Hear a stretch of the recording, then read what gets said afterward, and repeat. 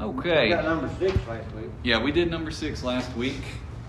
So this week, it being fall break, several of our people are gone. So tonight, we've still got Calvin Williams, Glenn Sears, Jesse Sears, Jeff McIntosh, Joyce McIntosh, Michael Christian, and of course Michael Schultz speaking. And we are going to be on number 7, which is the question I added in, which I thought Miss Jennifer actually brought it to mind last week, but some of you probably had this same experience.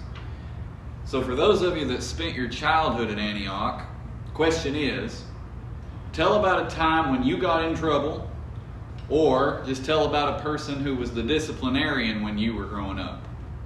We'll start with Calvin. We're on number 7 there. If you're looking at it.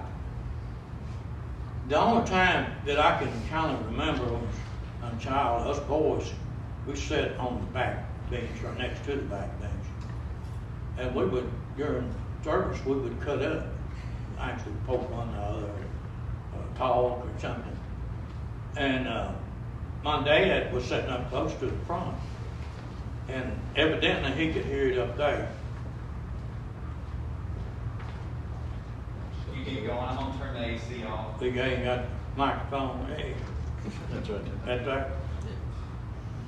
He's turned the AC down or off, so. Yeah, it's making a lot of noise. I hope Marcy's not sick or something. Well, her car was there tonight, so she's gone somewhere. Yeah. She could have been gone to Wisconsin. Oh, she might have. Yeah. Because we're off this week for Once kids. in a while she goes up there. Yeah, she might have. Yeah. She didn't tell anybody that I know of. And then, it got loud enough, evidently Daddy could hear it, and he was up close to the front. And he turned around, and he looked at me dead in the eye. I could see it to that very day. He looked at me like, yes, you know, he nodded his head. You talking about a boy who got quiet, because I know what was coming if I didn't. He would have, I believe he would have come back there and got me. Anyhow, took me out, corrected me. But Corrected me. that was one thing that we done back then. If your parents would keep you straight in church, Yeah. they would. And if you didn't, you got the old limb. But I do remember that. But, I've used my hand before. That's hard to imagine, Joyce. I did. If she could catch me, she would. the kids, well, I'll say 10 kids at once. They're kind of loud and rowdy. Back in our days, we didn't do that. But I can understand these kids. A lot of them come 10 kids. They're totally different environment than what we got. We grew up in. Yeah. They done about what they want to. A lot of them does, and they just do kind of what they want to. Yeah. So they never taught any discipline. Some of them would, Yeah. but some of them. But I still remember that. Glenn, I'm sure you've got a story or two about Ditto. Ditto. The only difference in my story than Calvin's story, my dad, he actually come back and got me by the ear and took me all the way around the church and sat down beside it. That was embarrassing to you. Same, and I was probably talking to you, Calvin. It might have been. I don't remember who it was. I remember those guys was back there on the back. I'll pass. Well, saying that tradition went on, carried on the back seats. I do not remember this, but my mother does, and my grandmother did, because I always heard it. My dad took me outside, and both of them said, "You went too far with him." So I don't know what happened. I don't remember. Maybe it's post-traumatic stress disorder. I don't know. But I do remember sitting on the back pew with Paul Moody, which was the preacher's son, and we would get these bad looks from Arlie Stinson, who was our Sunday school teacher, and also a couple turns from from Paul's mother. I can't think of her name. Shirley Moody, which usually sat about 2 pews in front of us, but we kept that back pew logged down. But yeah, we got some stern looks. don't think you can No. answer this one. Yeah, you know. didn't grow up here, Miss Joyce. Oh. Well, I guess mine is funny to everybody else, but it wasn't funny to me. I remember it pretty well. It was a Sunday night, and there wasn't that many people here. And the preacher told, I don't even remember what preacher it was, but he told some little joke, you know, like he sometimes do during the start of the sermon. Well, yeah, I got tickled, and I couldn't quit. And I was laughing. And my dad carried me out, and I remember well, I had shorts on, and he used a little limb on me, and I blame that today is I don't like shorts.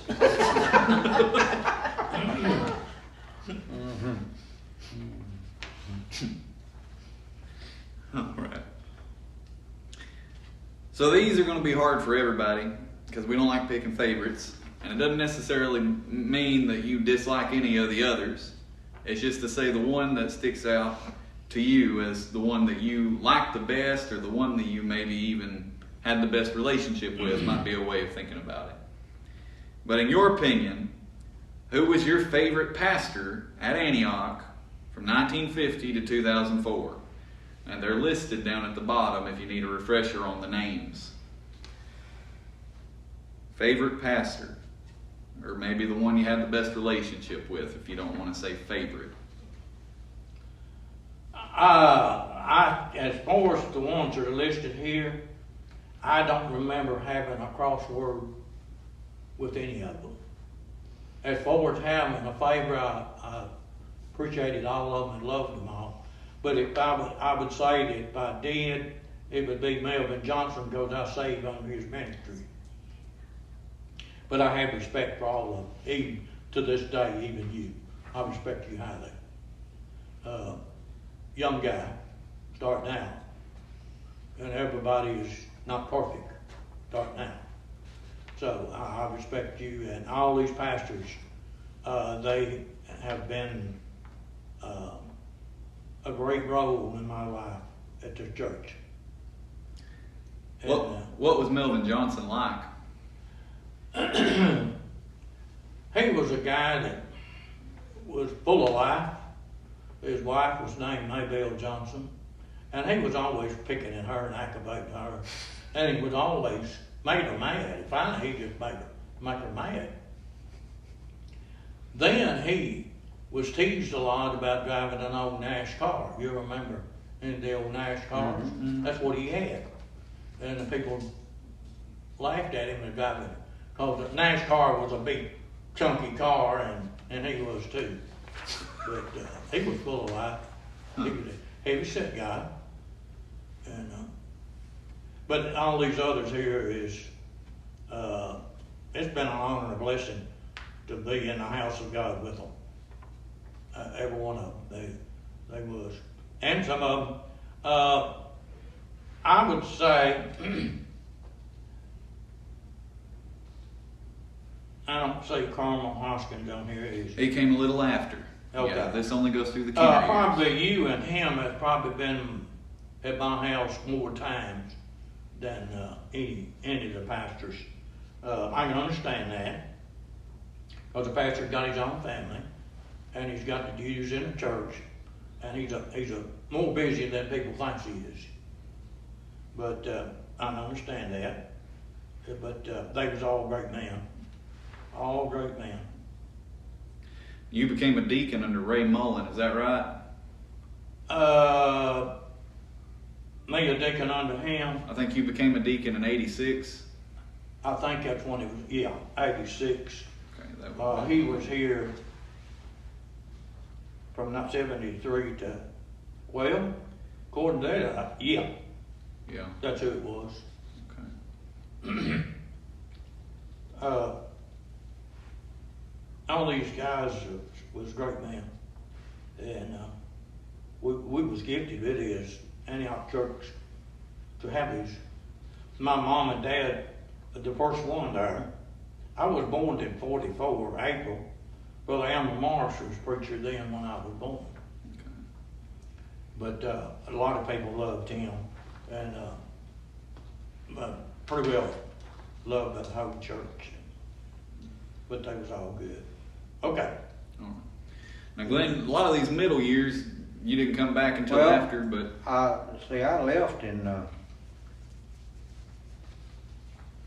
65, okay. and I didn't come back to 2000 and, well, was that, 2021. I'm gonna say not back to Antioch until probably. yeah, to 2000, so I was probably from 65 on back, is on ones and I don't remember too much about them. Now, you told me a story one time about a pastor telling about girls down here swimming at the creek. Oh, Do you remember what Melvin pastor? Johnson. That was Melvin Johnson, wasn't it? yeah, you remember? What's that? Yeah, tell that story, Glenn. This is Melvin Johnson. I believe it's his brother. He was his favorite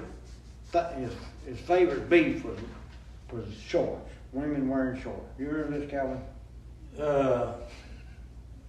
I can't say. And you know, in the summertime, we had all the windows open, you know. And one Sunday morning, there was a bunch of kids down at the Blue Hole when they were down there swimming. They was making a racket, and he said, "And that hell down there," said, "There's girls down there that I can take her clothes and hold them in one hand." And every man in the church looked at them. Trying to get a look out down the window. Yeah, I remember that. I was looking out. Who was that? Who was it? I believe it was Joe Johnson. Joe Johnson. Yeah. He was, you know, he was, you probably didn't know that, but did you know he was shell shocked? No. Yeah, he was shell. He was a World War II veteran. He was shell shocked, and he would really get excited, you know, about just any of it. He was very sympathetic, and what I remember about him, and you probably do, Cal, he wore them old nylon shirts. Yeah. Old thin nylon shirts, and he'd sweat and sweat and sweat and sweat, and he'd wipe the sweat off. And Was he the one that said that the men ought to wear bras that had them shirts? Yeah. The men ought to wear bras. Yeah, they was transparent, and they was They nylon. was real thin, they stuck to your skin. But they was hot, and he would preach, and boy, sweat just rolled off of him, and them shirts, and of course, you see his undershirt through the shirt, you know. I said, yeah, we need to be wearing a bra. Well, I can tell you a lot of things. Oh, I tell you what. Yeah. This is kind of off the subject, but I want to tell you all this. It's something to make you laugh. Brother Joe Johnson's mother, my dad preached at Cave Spring Church, and they went to Cave Spring Church. And she was a fisherman, and she invited us down to the house. Me and my brother went out to the pond to fish. And she went out there, and she weighed 300 pounds, or maybe more. And she went up to the bank. We fished on the bank, and she just went up and just flopped down in the grass, just sat down. Stuck her pole out and started fishing. Well, we kept noticing her once in a while, just kind of raise up, just kind of squirm and a little bit, and she sat back down real hard. So she done this 3 or 4 times, and she said, "I don't understand what's under me." Well, she raised up and she had sat down on a snake. Oh, wow. And the old snake, us boys are standing there looking, and the old snake was just barely could wiggle. We got tickled, got to laughing. That poor old snake finally got some relief. 300-pound woman, it flopped down. Oh, me and that girl laughed and we cried. We can't believe it. Poor old snake, he just about had it. But that's the good things in life, you know. Good things. That's off course, but you're talking about Joe Johnson. I just wanted to tell that. Yeah. Now, you mentioned him being shell shocked from the Second World War. he must have been in his 20s maybe during the war, and so he would have been a pretty young man when he was the pastor here, because he could. Okay, Yeah. reckon he couldn't have been over 40. I don't know. I don't remember. I don't remember that much about it. All I remember about him was the Nash, the shirt, and he had a T-model. And the bathing suits. And the baby. But I know one thing, he sure did preach some long sermons. I mean, we had one preacher, what's his, Alex Chestnut's daddy was. yeah, Foster Chestnut. He had a son named. He, The look on your he would just get started about 12 o'clock. I remember one Sunday he preached at 1:30. And you talking about some. I mean, he'd preached the same sermon 3 times. Remember him? Yeah. Yeah. Alexander was his son. Yeah, The only kid they had. yeah. Man, He's still living. I see him Yeah. in Russellville. Alexander. his Okay. son is, yeah. Okay. I'm gonna say surely Foster's not alive. Okay. All right, Jeff. That brings us to you. Well, since I was born in June 1971, I really don't remember Brother Laster, but I do know my grandmother talked about him a lot as being a good pastor. And the only thing I remember about Ray Mullen is he called for a vote in the middle of the church to if he was to stay or go, and caught everybody off guard. Scott Hughes, I went to school with him, didn't hear very many sermons because I was still in Glasgow where I lived at, and unfortunately I didn't hear very many of Jimmy Kimmer's sermons either. But I do know, like I said, Paul Moody's my best friend, and Tom Moody was the best pastor of this time period as far as I'm concerned. He taught me a lot, and and basically did my marriage. That didn't go well, I think, afterwards. So. But yeah, I'll take Brother Mooney any day over these. No offense to the rest of them, I didn't know him. Yeah. Now, what was Tom's preaching style? Because I met him a few times. By the time I knew him, he was an old man. And so, was he a shouting preacher or a teaching preacher? He was a teaching preacher, I think. I don't think he shouted very much. He got his point across, though. Okay. Mm-hmm. This you, Clark, down there, that's his brother, ain't it? Albert's brother. Yeah. Yeah. Yeah. Go ahead. That's not No, Albert and Hugh were brothers. Because Albert used to be at Eckley when I was a young lady. it. Okay. Yeah, so we're talking about Tom Moody. Yeah. Okay. I just seen it. He Clardy down here. Hugh Clardy. But No, I thought- that's, Scott Hughes was from Auburn. But I thought Tom Moody came early in the 80s. I would swear up and down because I thought me and Paul became friends around 82, somewhere along in there. That's very possible. So you'll see, I've got months for every one of these that goes through 73 because I've got the books on those. But of course, that last book I have ends in 73. So past that, I'm going by that book that was published at our 200th, which through the course of this study we found isn't all that reliable. Right. I'm about ready to go pull yearbooks because I know I see Paul's face in it. Then that would tell me what year they moved down here. The only one on there I could say for certain is right is going to be Jimmy. Mm-hmm. And that's just because I've known so many people that were here for that. They've told me. But the others, between Ray Mullen and Jimmy, I couldn't really tell you. All right.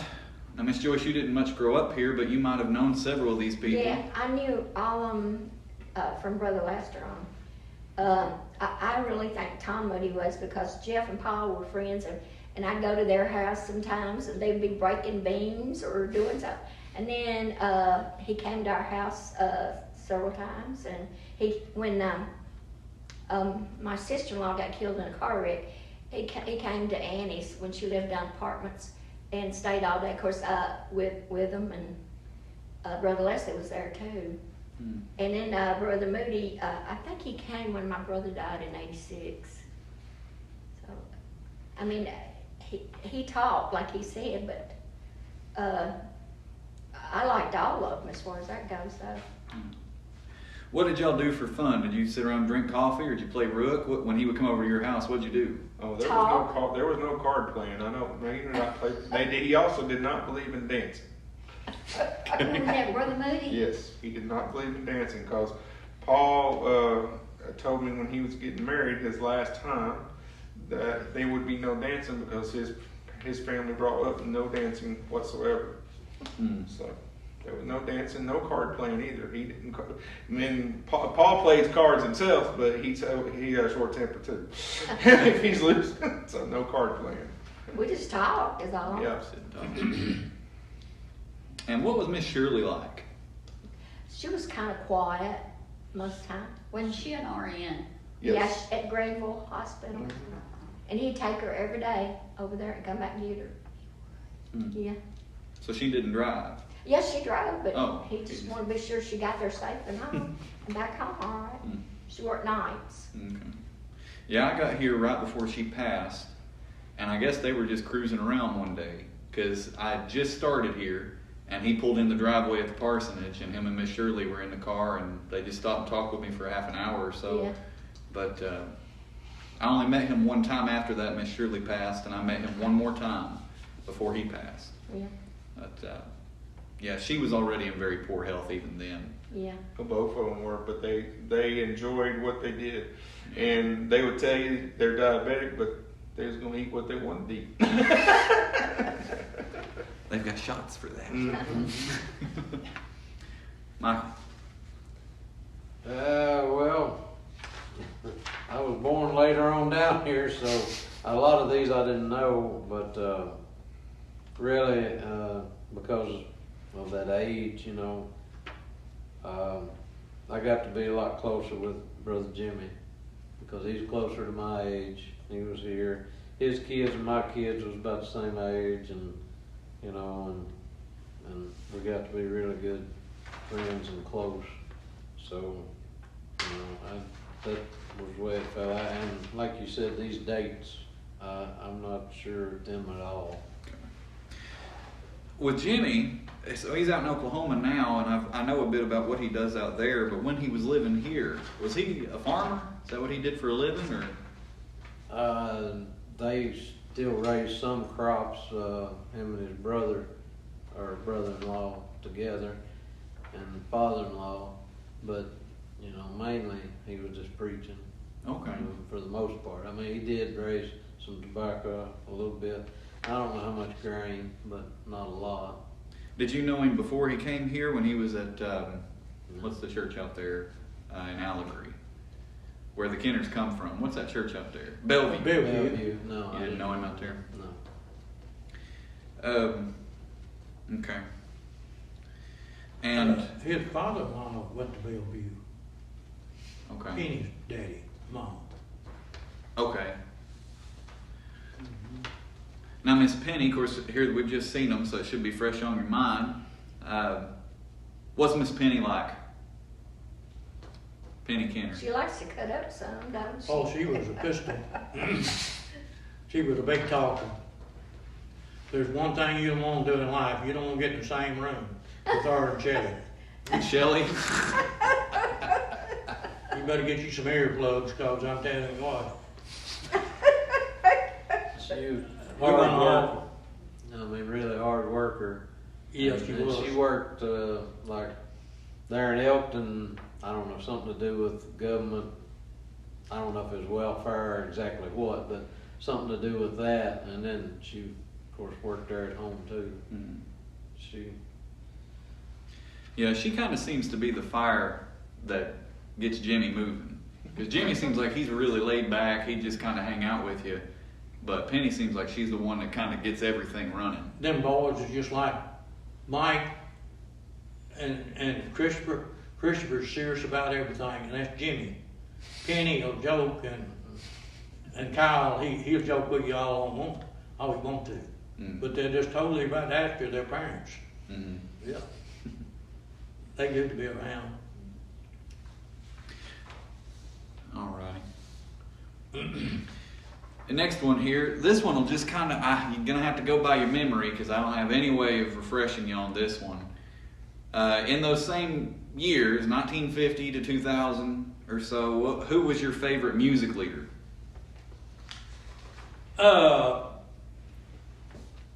Can't say yourself. Stanley Johnson, I guess. Stanley Johnson. I didn't know he ever led music. Yeah, he did. He did. I'd say the most dedicated one is Lois Poe. Yeah. Oh, yes. Yeah. And Ashby, what's his name? Tony. Yeah, Tony Ashby. he was one here too.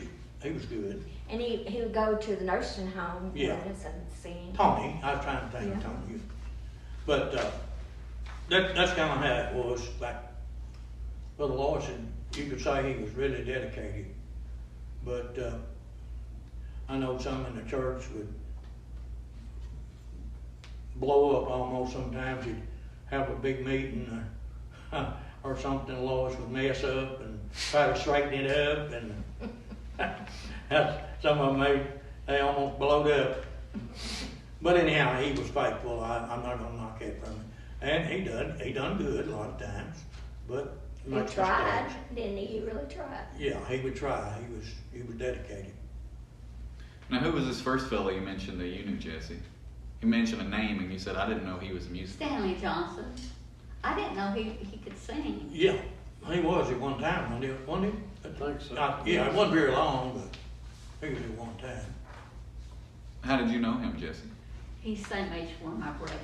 They Okay. were good friends. He lays carpet. He lays carpet now, Yeah, he used to lay our carpet. but You know what I'm talking about, don't you? Mm-hmm. Sir Kay used to keep Jeff too, went for a while. His That wife. was his wife, yeah. Okay. Glenn? I remember one Sunday night, Lois Poe was leading the singing, and he messed up. Someone kind of sniggered, and he said, if y'all think y'all can do any better, I'll trade with you right now. Y'all get on up here. plain blunt, wasn't it? I mean, it was just, and there was, you could heard a pin drop, and there was no more bickering about the song. He said, if y'all think you can do any better, y'all just get up here. Which one said that? Hmm? Which one said that? Lois Poe. Yeah, I It wa- remember, now I remember now him saying that after you mentioned it. Oh, Brother Lois, we this old ditch out here. We all got together. A bunch of us are gonna Mhm. cut the bushes. I don't know. You might have been with us. And Lois come down there. And he got a real good saw. Had one of them. I can't think of the name of it, but one of the kind of expensive ones. Mhm. And we found out Lois was a Democrat. Oh, no. Oh, Oh, we had him smoking when he come out there. Oh, Michael, you might have been in on that. Nah, I think that was before I got big enough. But anyhow, we found out, man, I mean, we aggravated him. Boy, he almost blowed up. We just finally left him alone. But anyhow, we picked at him a lot about it. When they sang, let me ask you this. This is going to really test your memory. Have you had anybody that sang particularly loud or with a particularly good voice or anything like that you remember? Go ahead, Glenn. I'll let you think on it. I'm gonna go to Glenn. On during the period you're talking about? Yeah. Mary Claude Addison. Mary Claude Addison. Richard Allen's wife. Richard Oh, Allen's wife. She could play the piano, I think, good, couldn't she? I remember. Oh, yeah. But she could really sing. And she was singing, she'd play the piano and sing too. Hmm. Well, Yeah, all of her sisters sang. You know. yeah, she there was a group one time. Yeah. wasn't She was a very good singer. Yeah. And one of the songs that she used to sing all the time was Lead On. Lead On. Sweet Chariot. Yeah. Mm-hmm. Hmm. Did y'all know she fell and broke her back? there? No. Her dog caused it. Oh, man. You was gonna say something, Calvin. No, I just listened to what he was saying. Okay. it'd be Tony Ashby and Lloyd Pogue, definitely the most dedicated. And I do want to say that there was a piano player I remember playing. It was Haleen. I don't know her last name. Haleen Willis. Willis. Yeah, She Haleen. played a good piano player too. Yeah, she was. But I wasn't here once you played. Yeah, she was a good player. That's when I remember playing piano. Hmm. There was a woman once, and we'll get around, I won't forget her place, but while it's on my mind, the woman that donated the organ, she's elderly now, still lives in Russellville. Tried to get a hold of her and I forget now. She used to play organ here. She donated the organ. Was it Cheryl? Yes. I can't think. Flew Allen. Yeah. Cheryl Flew Allen. Now, was she a big part of the music, or was that sort of just a passing thing? It wasn't that long a period of time, but she, you know, They played. was playing the organ and the piano when they together. Mm-hmm. It was good. I think I briefly mentioned that myself. Okay. All right, Miss Joyce, your favorite music leader, or just somebody you remember in particular with the music? Well, I remember all of them. Mom's good. Calvin and Chris is, and Lois Polk and Tony. All of them were. Lois led it for a bunch of years, I don't know how many. Yeah, he had a long time. Yeah. He just right after Tony left, I believe. He filled in right after Tony. 20 or 30 years anyhow, wasn't Mm-hmm. Mm. Well, probably before that too. I was gonna say, as far as him, he was more of, you know, if somebody wants to lead, go ahead. But if we don't have anybody, I'll do it. And I mean, he led music for years like that. I mean, he was music leader, and then he wasn't, and then he was, you know. But if nobody was here, I mean, he was ready to do it. And he always gonna start on time, which that was a problem with some of them. I mean, if it comes time rolled around, he was ready to start the music, you know. Mhm. I remember when Lois Pogue used to try to get the Up from the Grave He Rose. He would try to get the men to Yeah. do the deep part of that song. You know, it? That made me remind of Loretta. Yeah, Loretta was good too. Loretta, Mhm. you wasn't late but one Sunday. Mhm. Because one time I come in late, but the church was a lot of people here. And Loretta got up and she said, "You wait, you wait." And that was embarrassing. I mean, Oh, yeah. every time you was late, she let it know publicly. And I wasn't late no more. I mean, I got here on time. Well, Lois Polk had her and him singing together. Yeah, I remember that too. she loved to sing Yeah. special songs. I tell you something funny about Loretta. Loretta, she didn't know how to lie. Nope. She And learned a lot. Mama would say, Loretta, you know, she'd get, hi. And she'd be talking about something rather not particular what Mama wanted. But she I didn't, remember her doing that too. yeah. No, she didn't. How's she doing now? Oh, fine. She got it made better than any of us. I never forget her when she, on the nursing home, about the pocketbook. I told y'all about that, didn't I I? can't remember. I remember saying her all talk about pocketbook most of the Yeah. time. Me and my pocketbook or something. She thought I was supposed to, well, Brother Jimmy wanted me to drive the van and go to the nursing home. And I didn't know it. And when we left the nursing home, I just brought them on home, took them all home.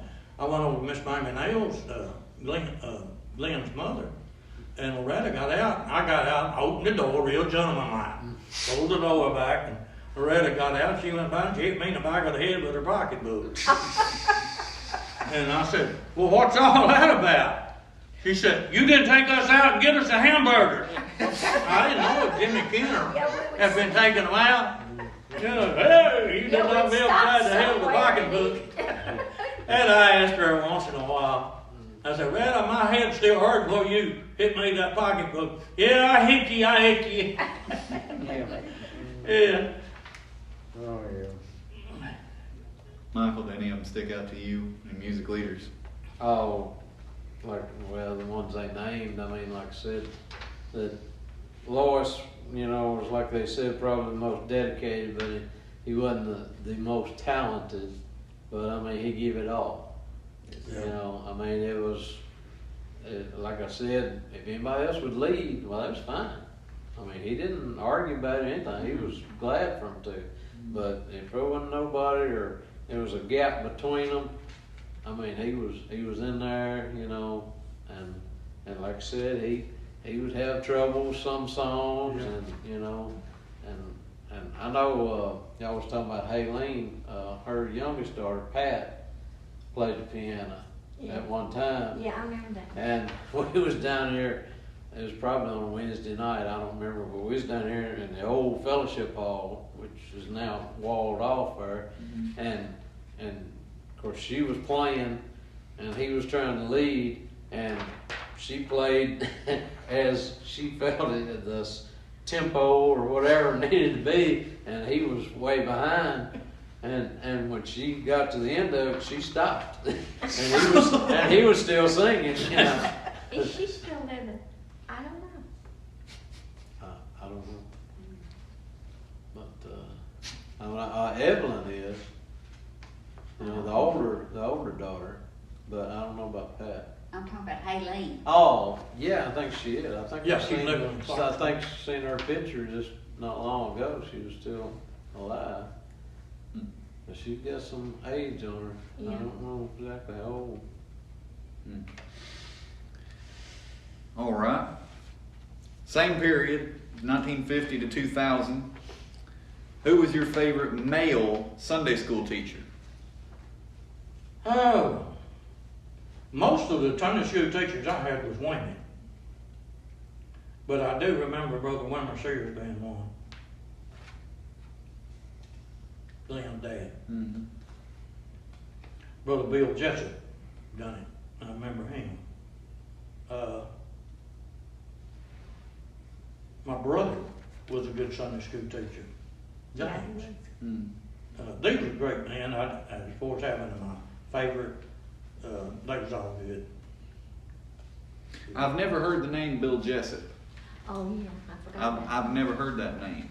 Bill Jessup. Is he a long timer here, or?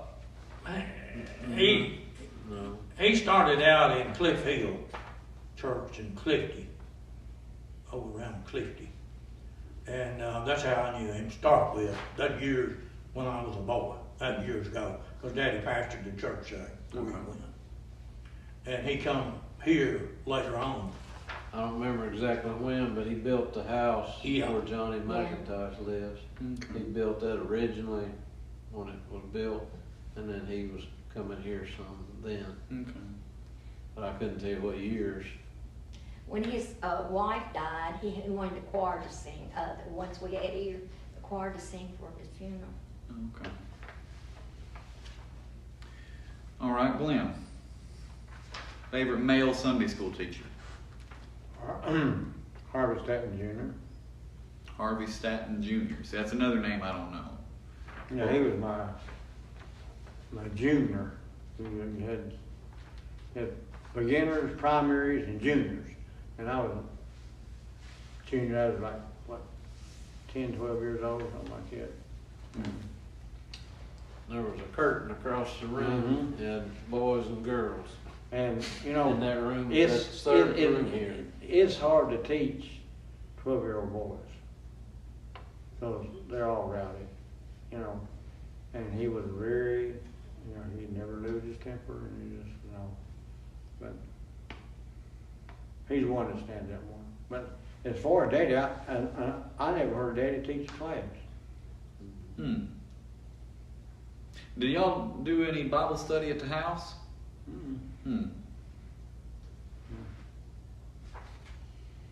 Brother Wilmer and Brother Harvey Jr. was both deacons here too. Yeah. Well, Miss Jessie, I hate that you're not really getting included tonight, but yeah, glad you're here. Jeff. Want to say I think Harvey was one of my Sunday school teachers, but I'm not 100% sure. And I want to say, was it David Ballard, the Sunday school teacher one time? Yeah, I think so. I think he was one of mine upstairs, but I can't really remember nothing of it. I just remember him teaching, I think, one time.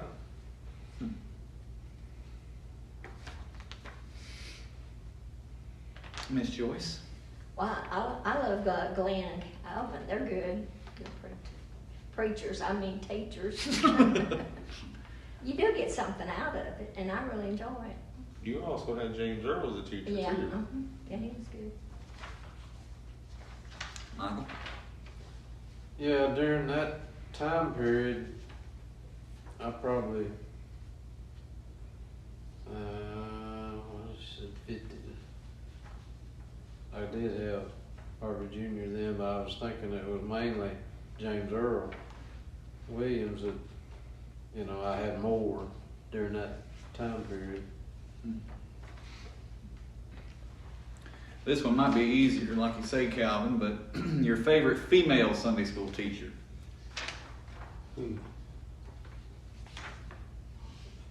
One I can come off right off the top is,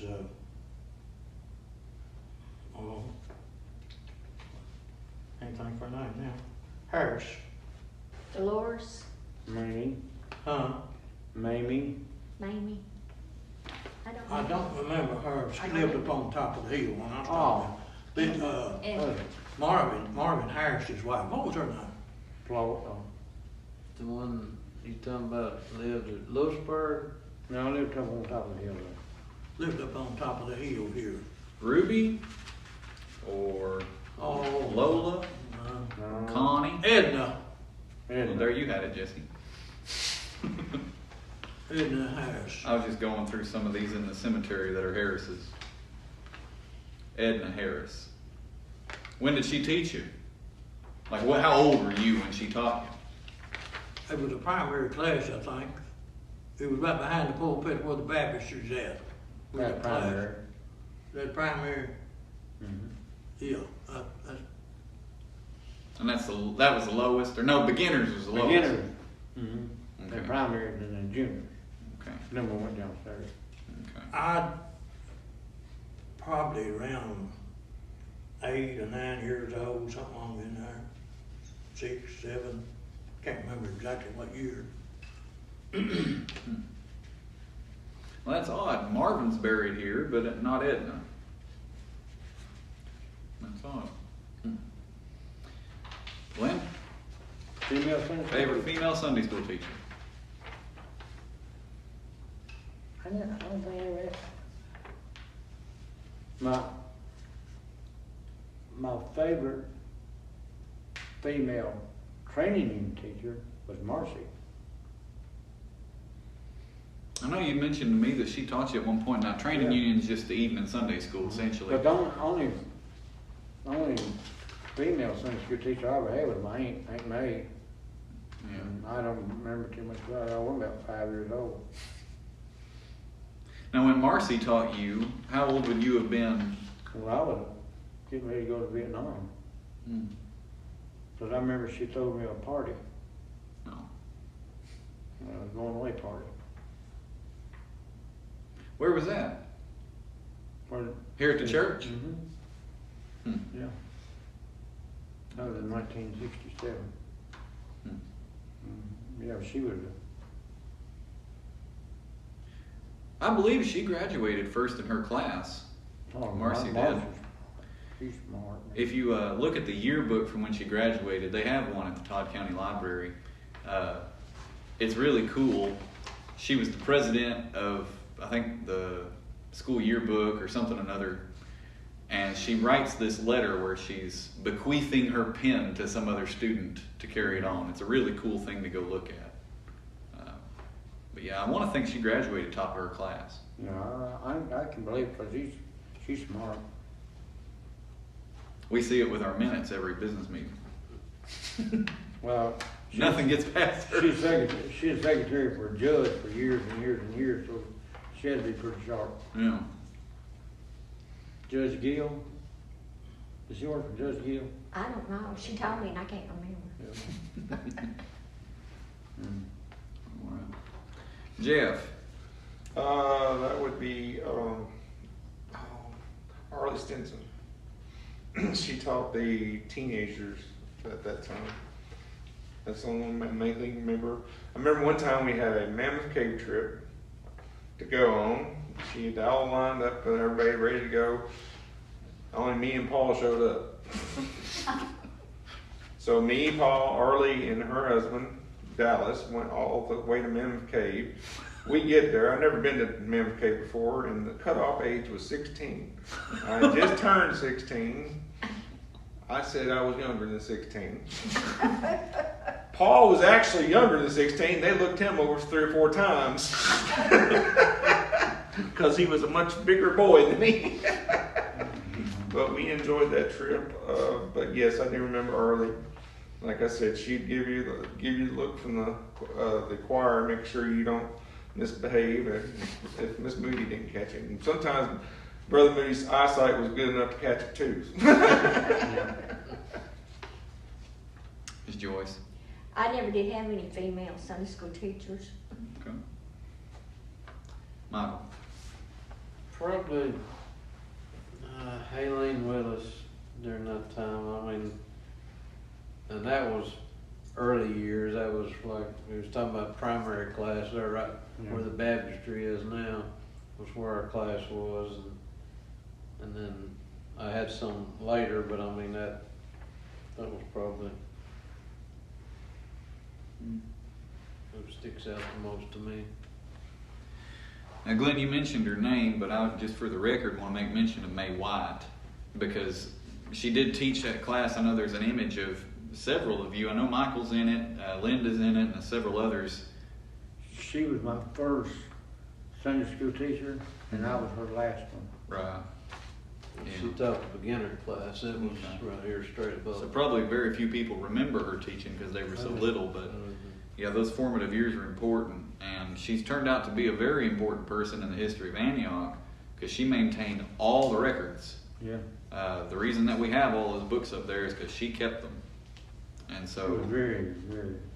yeah, and in the history, she's probably one of those people that in the history of Antioch will go down very little noticed, but very important. A lot of people like that. Yeah, she was in the nursing home when she died. Mm-hmm. And, well, you know, I taught in the nursing home, and I thought it was very ironic that she was my first Sunday school teacher and I was her last one. Was she married? Oh, yeah. Who is she She married was my to? aunt. She was my father's sister. Who did she marry? Clarence, Clarence, one of yeah. God's ever. Oh, Cricket. Uncle Cricket. Okay, I've heard that name before. Hey, that's what it all is. I don't think. Only thing I ever went about was on Cricket. Hmm. Well, Tracy White would be his grandson. Yeah. Yeah. Mm-hmm. Okay. He's the current sheriff out of Todd County, right? Same person. Okay. All right, last question for tonight. Who was the person in that period that when they died, you said to yourself, how will we ever go on without them? Ooh.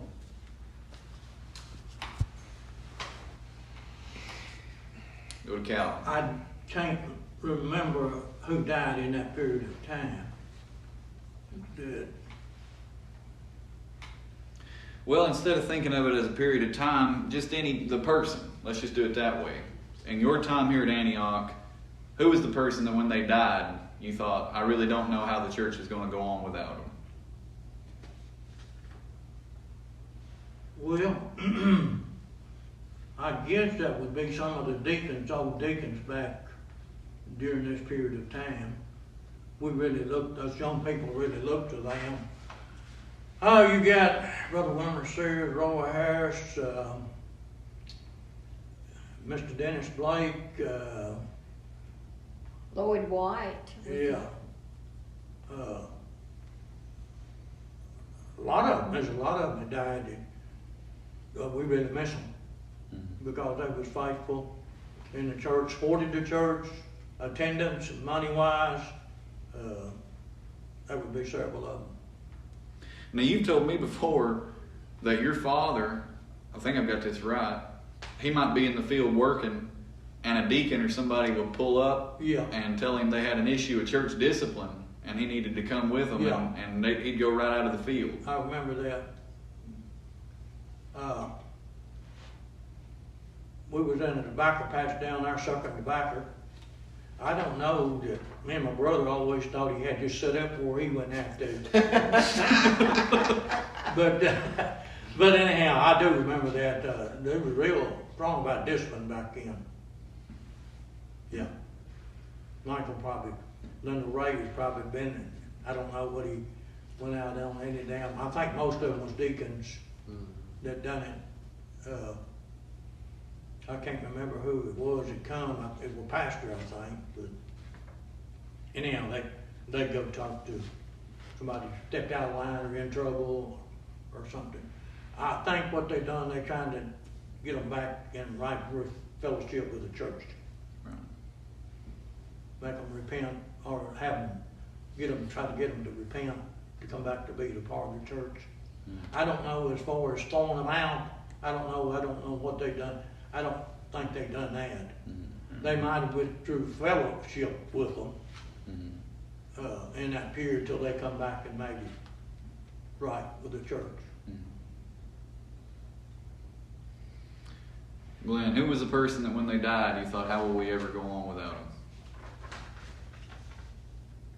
Well, I was in Vietnam when Uncle Charlie died.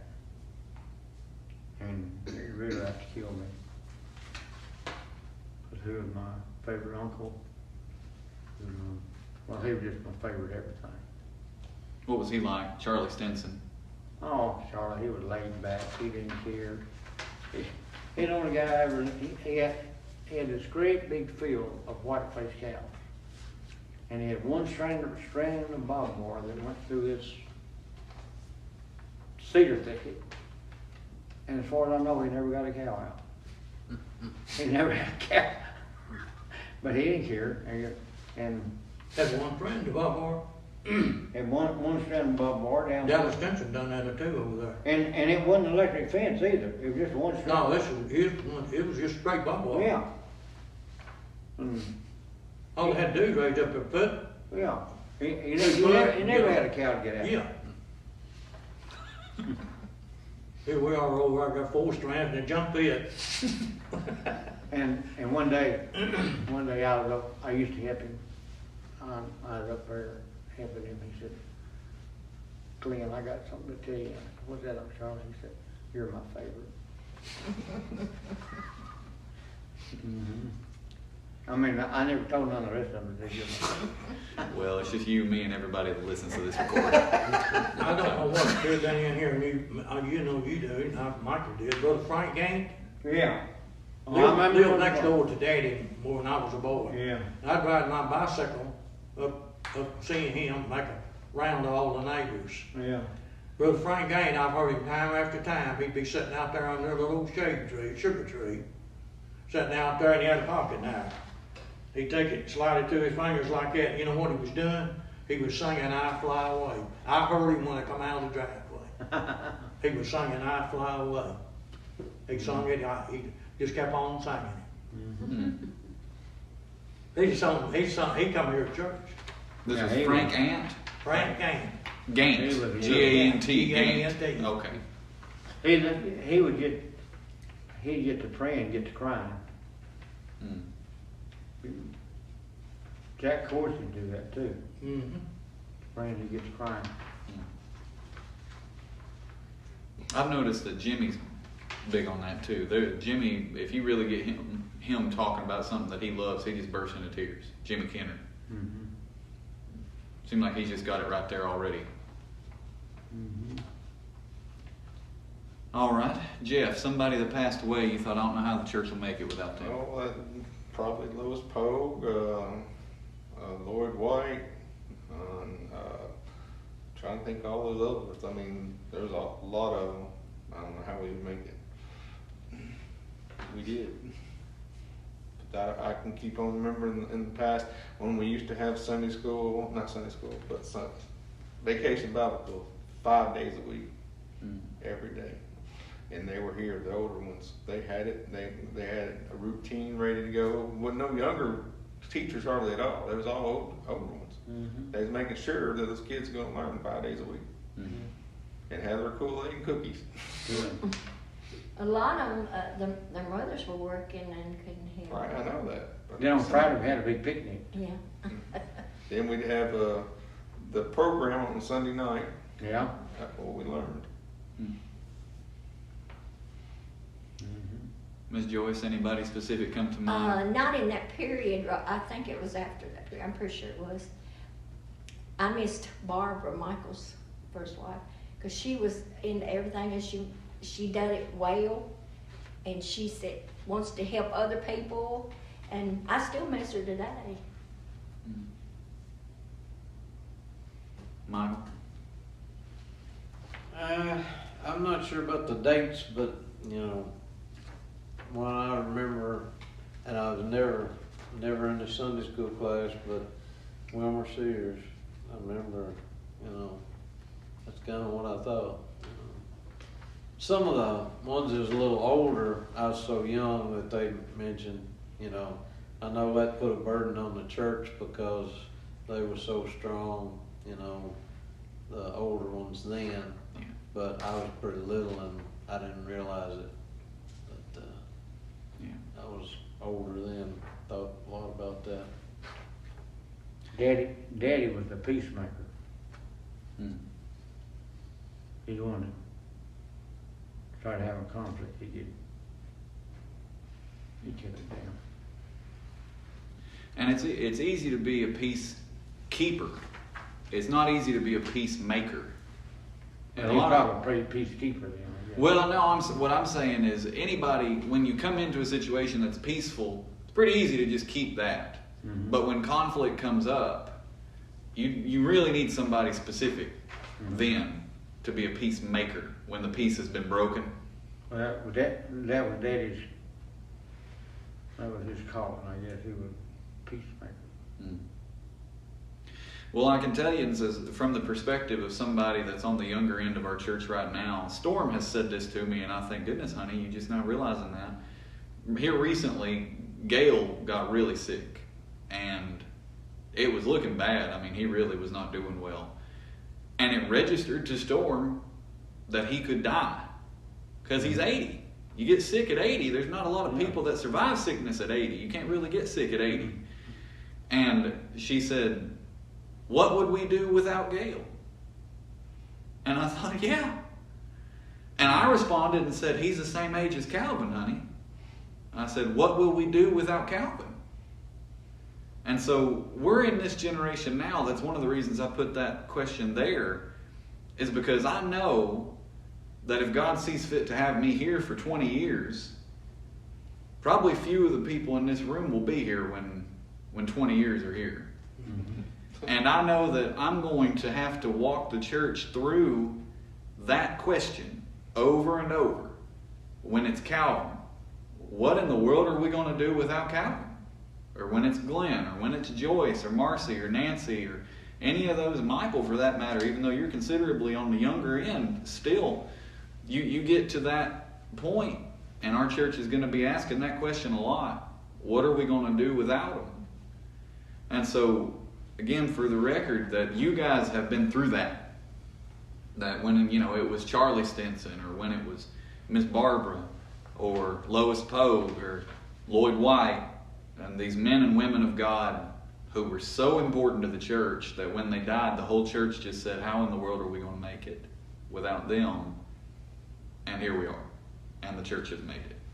And the people of God are regrettable that they're gone, but we're no less for them. God takes care of every need. Right. Yep. God provides it.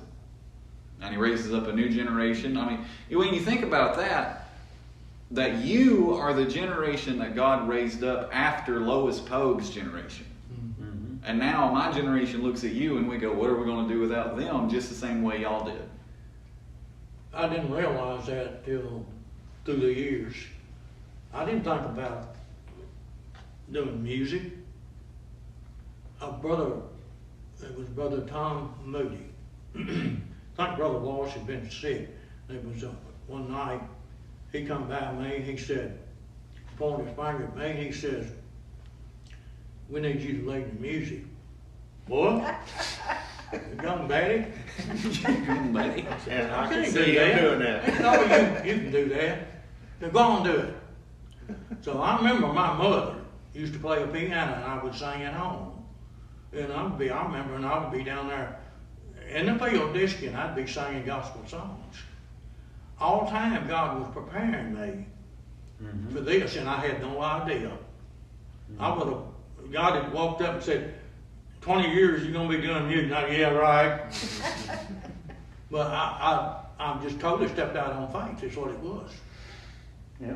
I made a lot of mistakes, I agree with that. If you don't do nothing, you ain't gonna make mistakes. That's right.